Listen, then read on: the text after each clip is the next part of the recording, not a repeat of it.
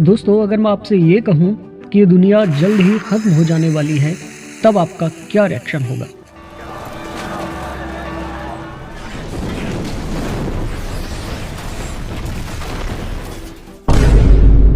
ये मैं नहीं कह रहा हूं। दरअसल ये भविष्य मालिका जो एक पुस्तक है उसमें लिखा हुआ है।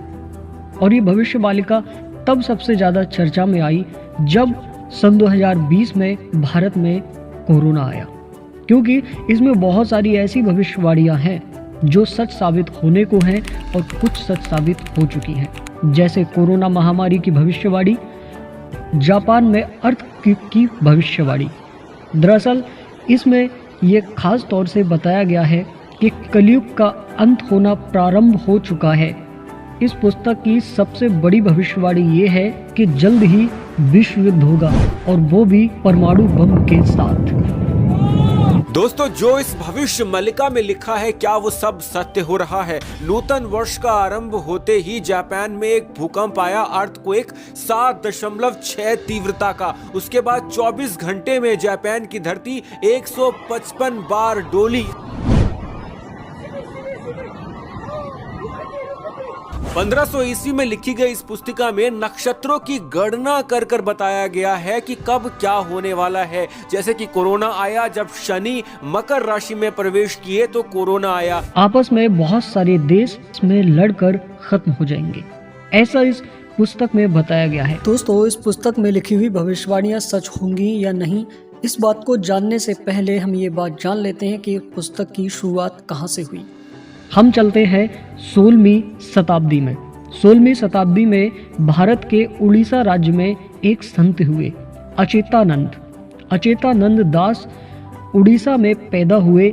जगन्नाथ मंदिर से उनका बहुत गहरा ताल्लुक था। बहुत सारी सिद्धियां प्राप्त की, जिसके जरिए उन्होंने एक पुस्तक लिखी, और वो पुस्तक लोगों ने ट्रांसफर कर बहुत सारे अपने अनुवाद किए थे। लेकिन उन्होंने जो भी भविष्यवाणी लिखी थी वो पीपल के पत्तों पर लिखी थी।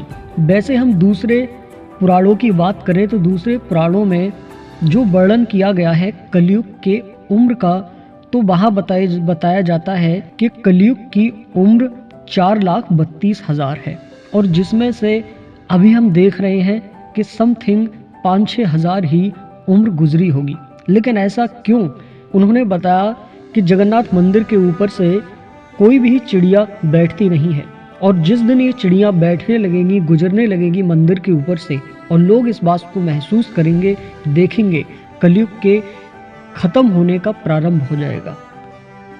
और विचित्र बात यह है कि अब जगन्नाथ मंदिर के ऊपर झंडे के आसपास बहुत सारी चिड़िया बीट करती हैं, बैठती भी हैं। उन्होंने एक पहचान और बताई थी कि जिस दिन इस जगन्नाथ मंदिर के ध्वज में अगर किसी भी तरीके से आग लग गई या ये ध्वज समाप्त हो गया, उस दिन बहुत बड़ी आपदा आ सकती है। 26 मार्च सन 2020 को इस झंडे में आग लग गई थी, और देखा था तो भारत में महामारी फैली थी। इस भविष्य मालिका में लिखा है कि बहुत सारे इस्लामिक देश और साथ में चीन मिलकर भारत पर आक्रमण करेंगे, जिसमें भारत जीतेगा।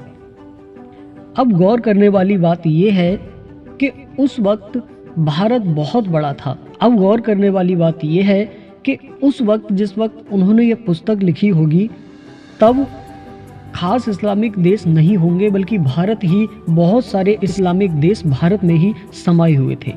तो उन्होंने ये भविष्यवाणी किस तरह से की? तो प्रश्न ये उठता है कि ऐसा उन्होंने लिखा था या फिर ये ट्रांसफर करके लोगों ने अपनी तरफ से जोड़ा गया है। ऐसा हो सकता है कि लोगों ने अपनी तरफ से इसमें बहुत सारे एडिशन कर दिए हों, बहुत सारी अपनी भविष्यवाणियां जोड़ दी हों।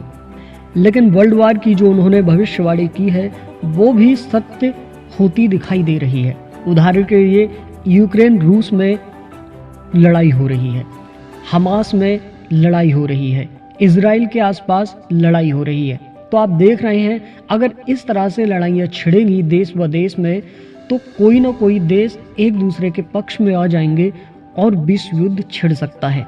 आप इस बारे में क्या सोचते हैं, कमेंट बॉक्स में ज़रूर बताइएगा। अगर आप भविष्य मालिका का पार्ट 2 चाहते हैं तो हम ज़रूर लेकर आएंगे।